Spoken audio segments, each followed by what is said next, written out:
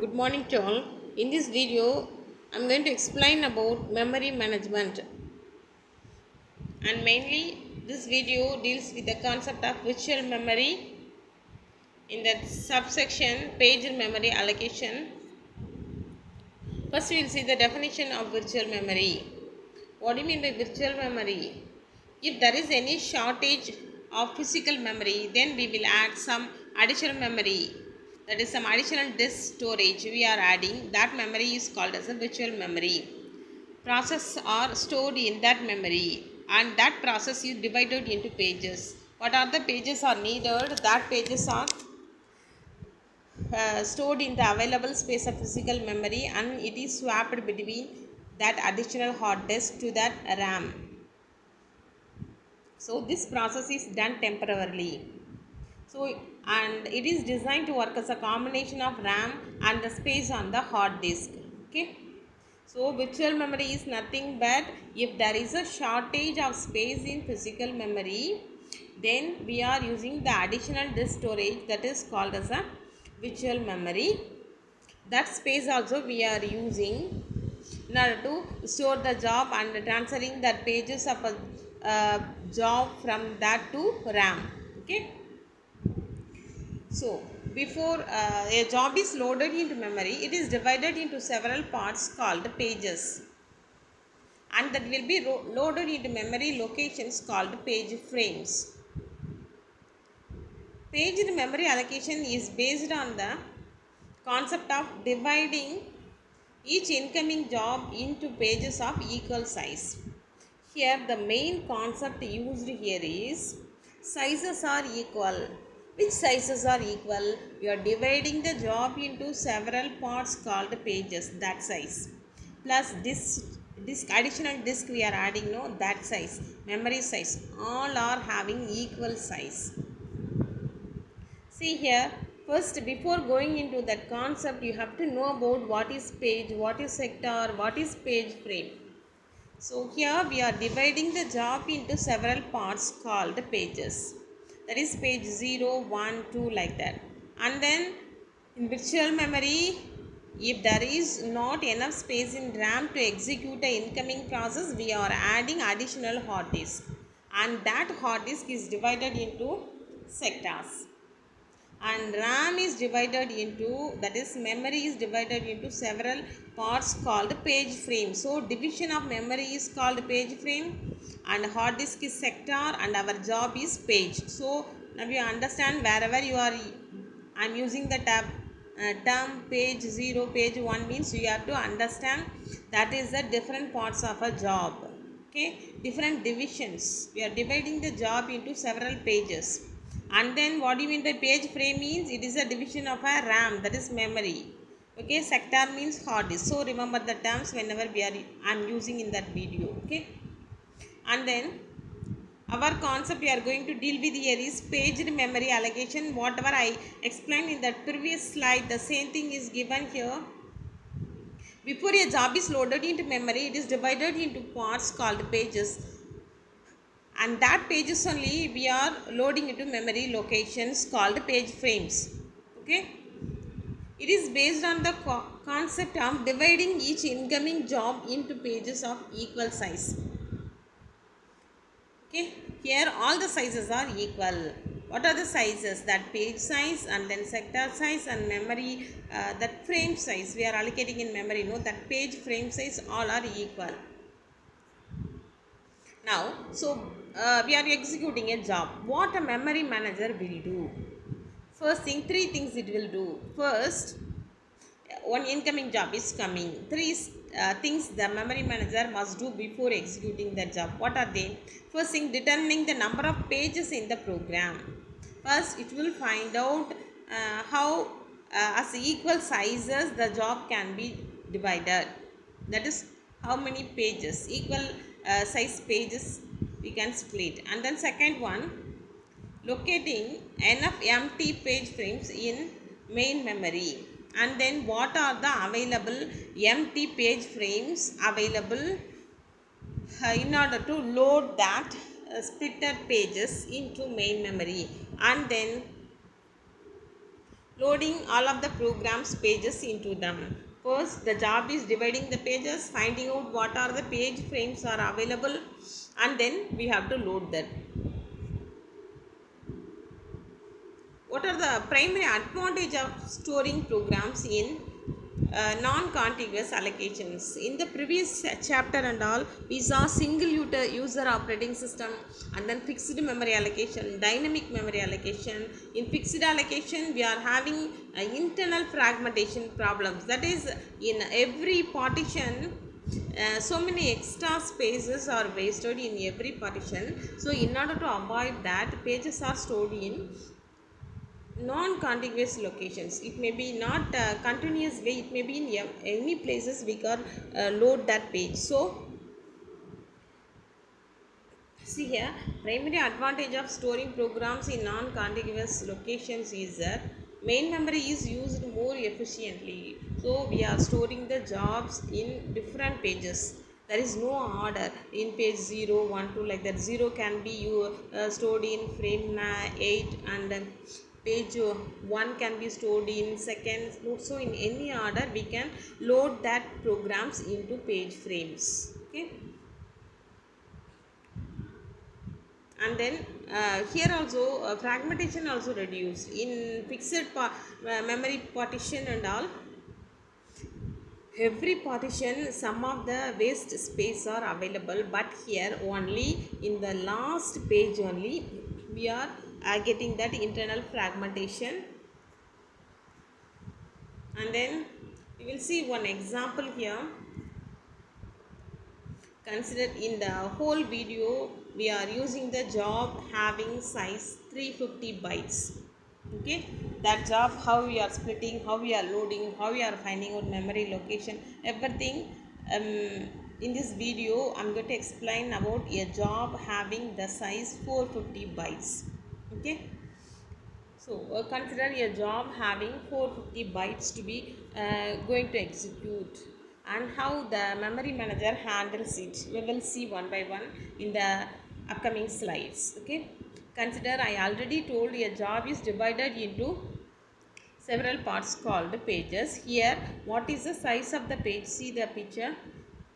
100 bytes. We are dividing the job into 100 bytes. So page 0 100 bytes, page 1 100 bytes, and third 100 bytes, and the remaining 350 means remaining 50 bytes will be there. No, that is stored in the fourth, that is page 3. In that only wastage we will get 50 bytes. Okay, because we divide every page as it's 100 bytes. Okay, and see this right side, the rectangle is a node, that is memory RAM, that is divided into page frames, that is in 0 1 to 3 numbers are given. Page 0 is stored in number 8. Which page frame it is stored? 0 is stored in page frame 8, and then 1 is stored in page frame 10, and then 2 is stored in page frame 5, and 3 is stored in page frame 11. Okay, now splitting up job into pages. The example what we are considering is job with size 350 bytes.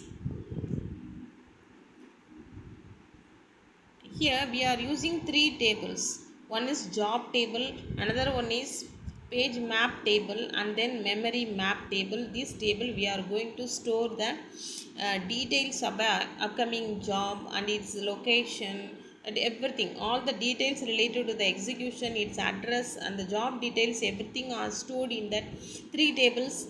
What are they? Job table, page map table, and memory map table. That's only given here.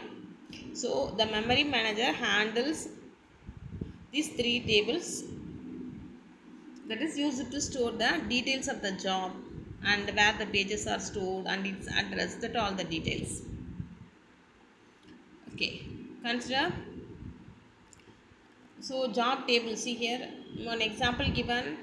Job table, this is job table, job size is given 400, and this page map table location is given. Page map table only, that other details are given. Suppose consider for example incoming job having size 400. What about this detail? Which page frame it is stored, where it is stored, that we don't know. That where it is available, PMT, page map table, that is available. Where that page map table, that is in the location 3096. That details are given in job table. Now, so what a page map table contains? It contains page number and its corresponding page frame memory address. Okay. So incoming job corresponding page number. Incoming job 400 byte means that corresponding details. What are that details? That where it is stored, that page number plus that's corresponding in which page frame in memory, which page frame it is available, that address are stored in page map table. Here if you are going to begin the job, it is divided into pages like I already told our job is 350 bytes. So this is a division of that jobs into pages 1 to 9, that is 0 to 99, and then 100 to 199, like that the job is divided. Okay, now to find the address of the given program instruction, the byte number is divided by the page size, keeping the remaining as an integer. Suppose we are going to consider address of the given instruction. I already told a program which size is 350 byte. Now we have to find out which page what is the page number and displacement value, and we divide that page size as 100 byte. So what we have to do is to find out page number and displacement value. We are dividing that number.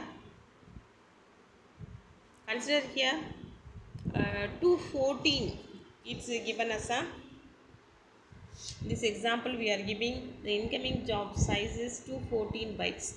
Okay, so equal size how they are divided is 100. So to find out page number and displacement value, divide 214 by 100. So in that quotient we are getting 2 and remainder is 14. So so in the 214 where it is available, it is available in page number 2, and the remainder 14 is a displacement value. And the page map table, next consider, I already told page map table has job page number and frame number. So for here we find out by division, we find out getting quotient 2, that is the page number. 214's page number is what, 2 we are getting, and 2 which memory location it is available. See, the 2 is corresponding to 5, so it is available in page frame number 5, it is available. Okay, so page number 2, displacement 4, and then display, that is page number is 2, that frame number, page frame number 5, and then displacement is, that's reminder 14. What is displacement means? See the definition in the bracket, it is how far away a byte is from the beginning of its page.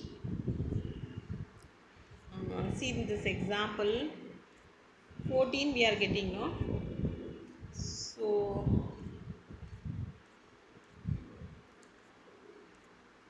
given here. So 14 means from the beginning. Consider a page with size.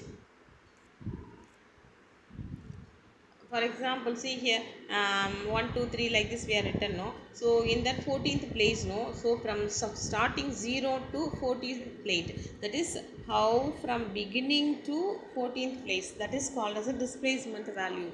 So the definition, how far away a byte is from the beginning of the page. Wherever the page starts, we are dividing the page into different parts, no? We are dividing that incoming job into several pages. So from that beginning to how far a byte is, that is 14 means from beginning to 14 byte it's available, no? So 2 pages over, after that 14 bytes, that is called as a displacement mode. So remainder is called as a displacement value. Okay, now we find out if any byte job byte is given, then by dividing its size 100 we will get quotient 2, that is a page number, and then remainder is a displacement value. And which in memory which page frame it is available is find out by using the page map table. In page map table, see our page number with quotient is 2, corresponding to 2 what is given 5. So by referring that page map table we are finding out page frame number. Okay, these three things we are finding now: page number, and then page frame number, and then remainder is a displacement value. Okay, frame number only we know, but in which appropriate memory location it is available, how we are find out, that we will see the in following steps. Step 1, so find page number and displacement value, you know. Okay, that is different. This is see here, follow the 5 steps. Now consider the same job. Find page and displacement value, that already told you have to divide it by the size.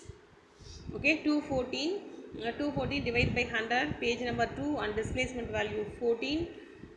Okay, 14 means what? From the starting how long it is available, that is a displacement value.